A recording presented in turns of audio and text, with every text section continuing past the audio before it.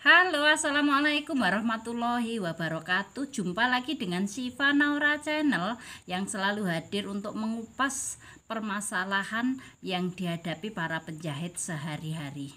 Beberapa hari yang lalu ada seorang kawan yang request, "Bun, bikin videonya sekali-sekali di luar ruangan dong, di dalam ruangan terus bosen, biar backgroundnya lebih segar dan tidak jenuh."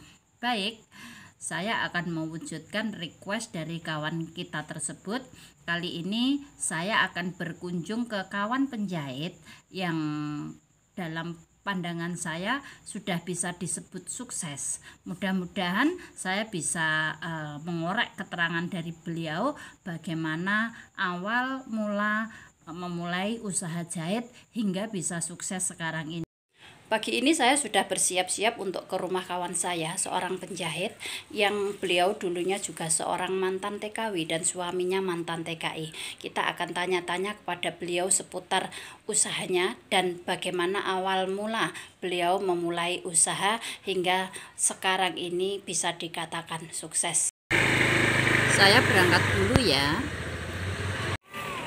Nah, kita sudah sampai ya guys. Ini rumah sahabat saya. Terlihat jelas suksesnya beliau ini.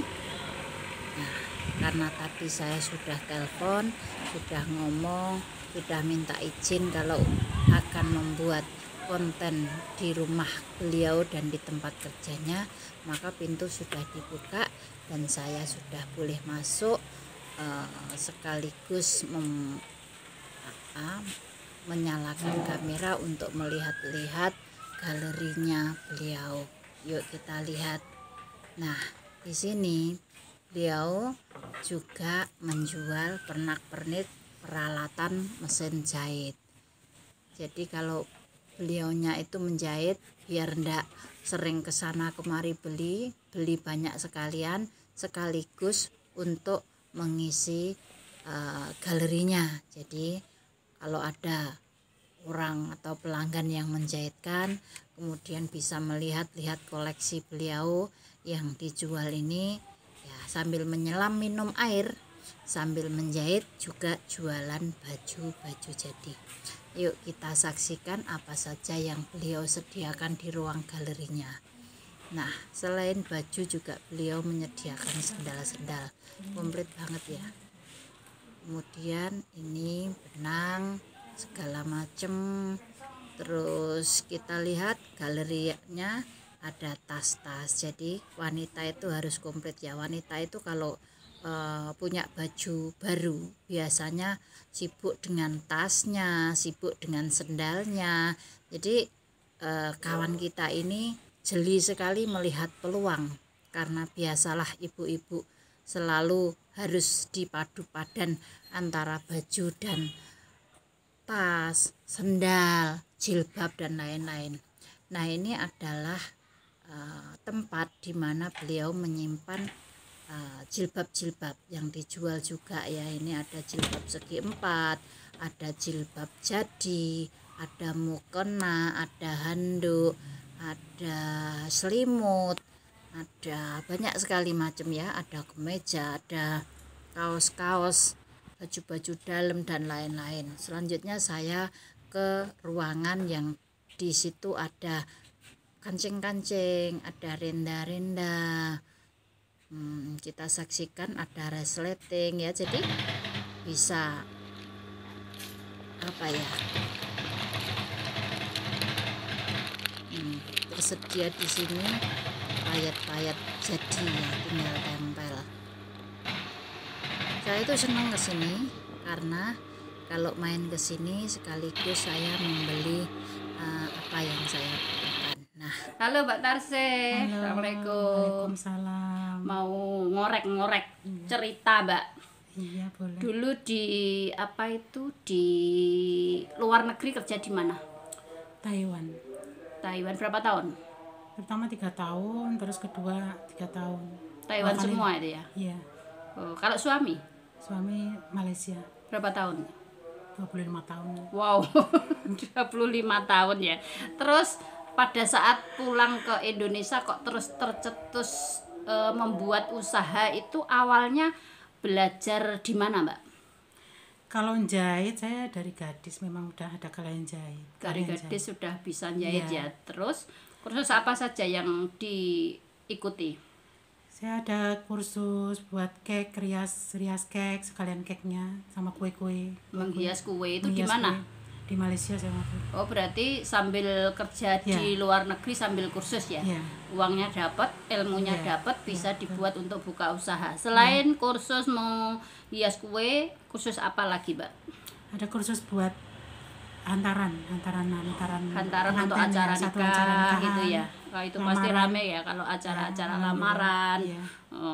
Terus kemudian apalagi yang diikuti? Sepertinya banyak sekali ilmu yang yang dicari ya.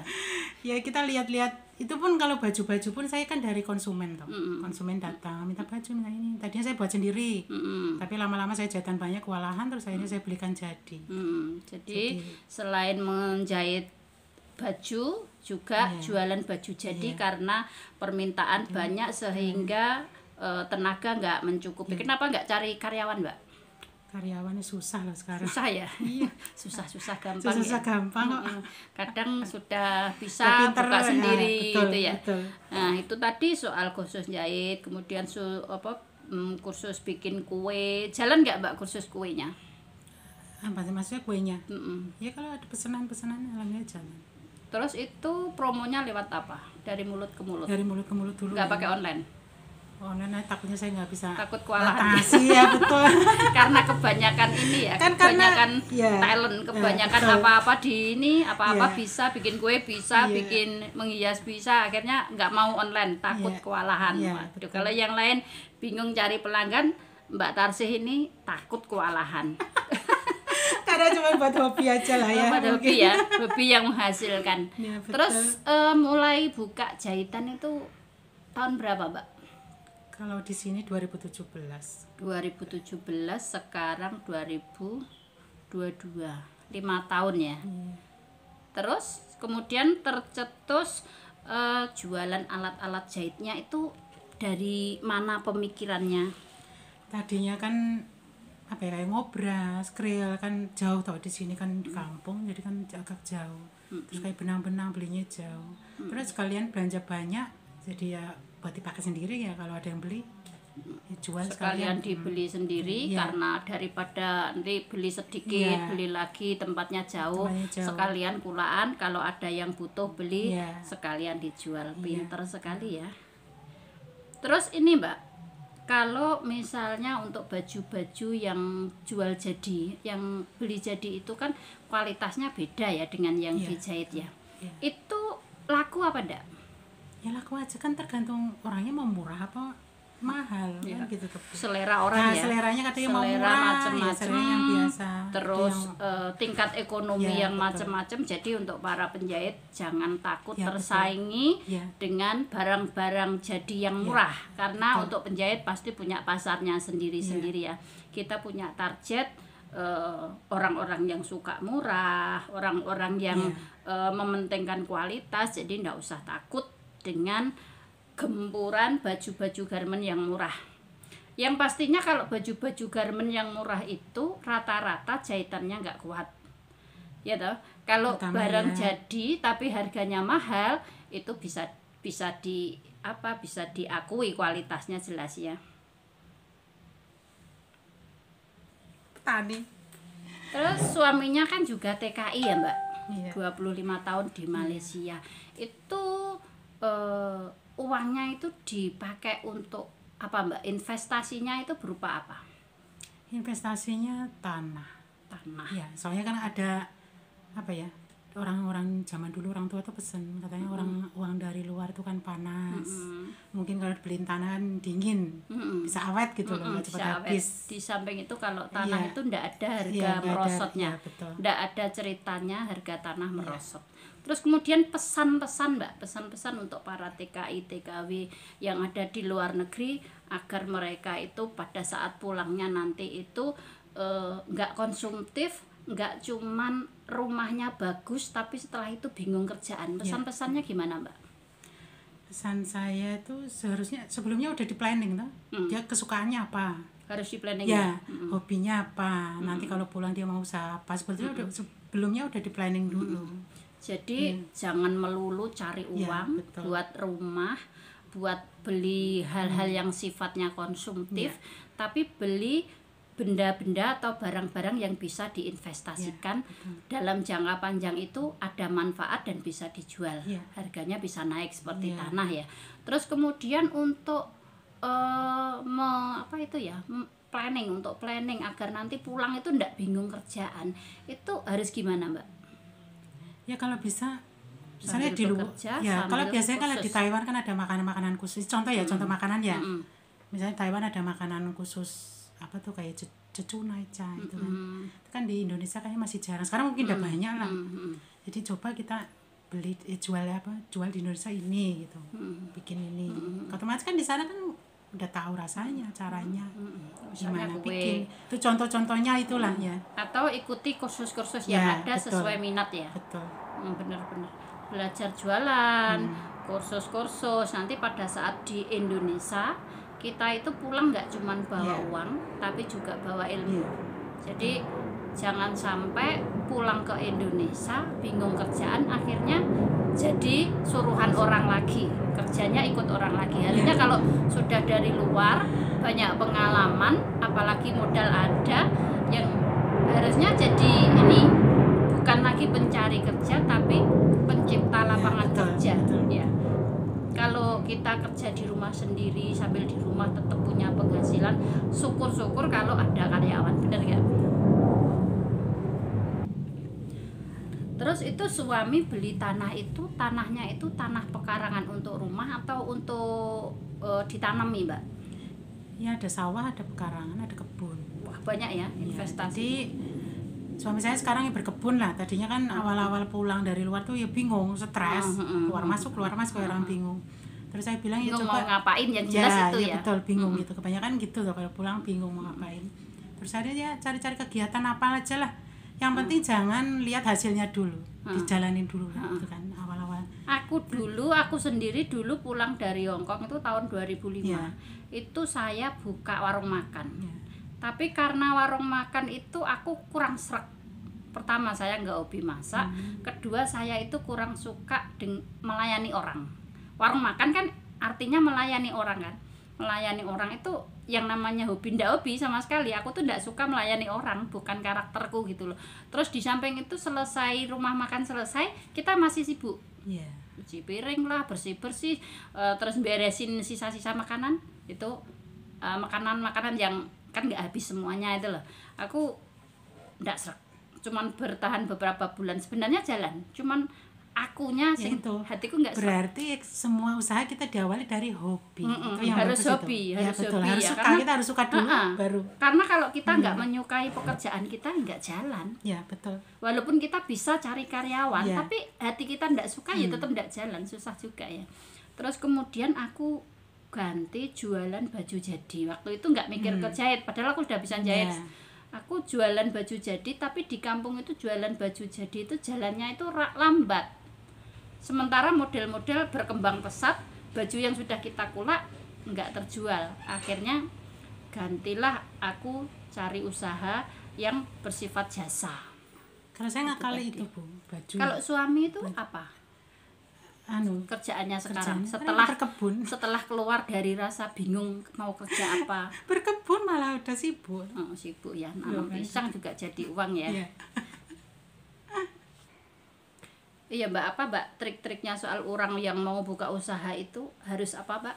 Persyaratan orang mau buka usaha itu? Pertama harus suka dulu lah, hobinya suka ya. apa. Harus disukai Ya, ya. harus sukai dulu. Biar jalan ya. Ya. Terus Hobi yang dulu. kedua, Kalau masalah untung ruginya tuh pertama juga kan rugi. harus siap, Nah, betul harus lah. siap ya. Tapi nggak semua harus untung dulu kan. Kan cari Kalau pelanggan siap- pun ya susah juga. Kalau cuma siap untung nggak siap rugi susah. Betul. Terus setelah hobi suka, modal itu nomor sekian ya jadinya ya, bukan pertama. Kan rata-rata orang itu mau buka usaha yang dipikir modal dulu. Kayak saya dulu kan pertama modal harus besar, pakaian kan besar ya. Saya pertama beli tuh karena belum tahu ya pasaran, beli glosiran besar kan orang kan terpikat, misalnya beli banyak dia diskon makin banyak gitu kan. Tapi kenyataannya 2 tahun 3 tahun kan model ganti-ganti. Karena saya udah belanja banyak, terlanjur banyak, akhirnya kan stok lama kan masih banyak orang belanja. Sama, aku pernah juga seperti itu. Akhirnya terus, tak kirim ke kakakku di Ngawi. Nggak usah Bu, pokoknya sekarang saya triknya gini, pokoknya ada model terbaru beli sedikit buat menarik orang masuk. Otomatis yang lama-lama stok-stok lama kan ikut kejual. Tapi dobral harga modal. Harga modal ya. Yang penting nanti bisa pula model baru lagi ya. Pinter, menarik sekali. Uang banyak juga gitu.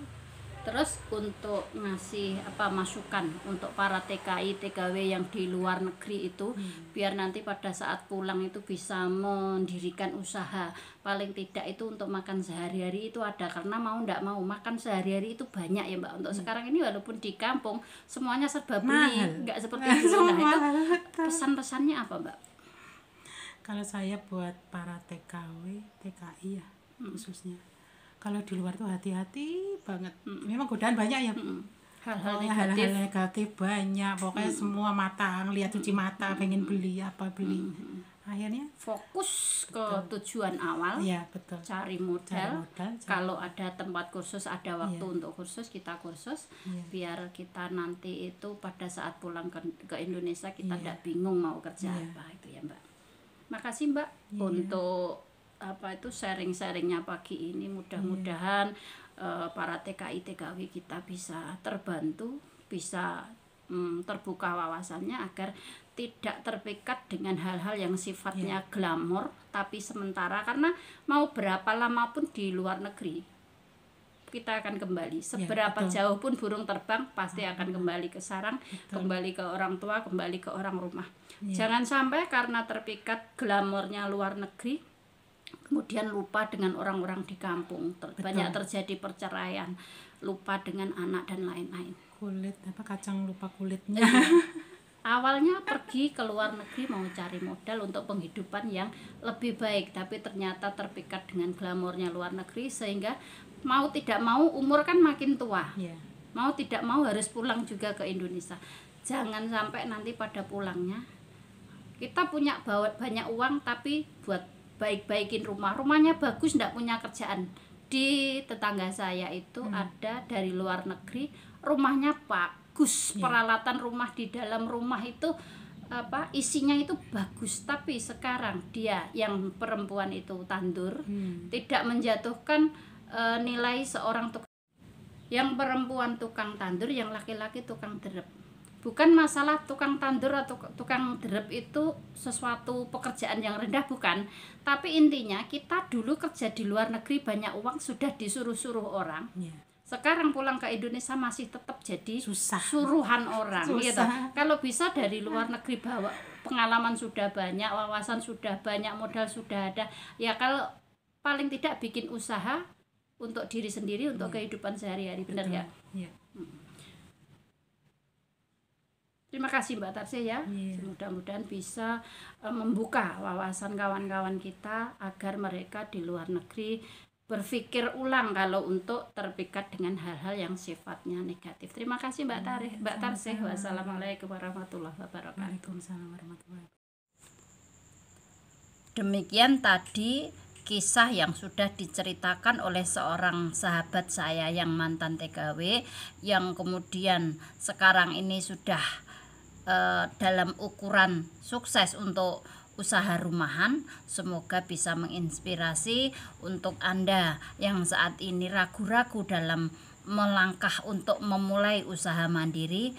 Mari kita mulai dari nol. Jangan takut, jangan khawatir, karena kalau kita tidak mulai dari awal, yang ada hanya suatu keinginan yang tidak akan pernah tercapai. Jika kita menginginkan membuat usaha atau membuka usaha, kemudian kita ragu-ragu atau takut, maka kita nggak akan pernah sampai kemana-mana. Kita akan terbelenggu oleh rasa takut dan kita tidak akan berkembang. Tapi jika kita memberanikan diri untuk memulai suatu usaha, maka ada dua kemungkinan. Kemungkinan pertama, kalau nggak sukses ya gagal. Kalau gagal ya bangkit lagi. Kalau gagal di satu usaha, kita ganti usaha yang lain, begitu seterusnya. Jadi jangan pernah takut jatuh. Lebih baik jatuh berkali-kali, kemudian kita menjadi orang yang sukses, daripada kita tidak berani gagal, tidak berani jatuh, tapi tetap terkungkung dalam suasana yang tidak berubah.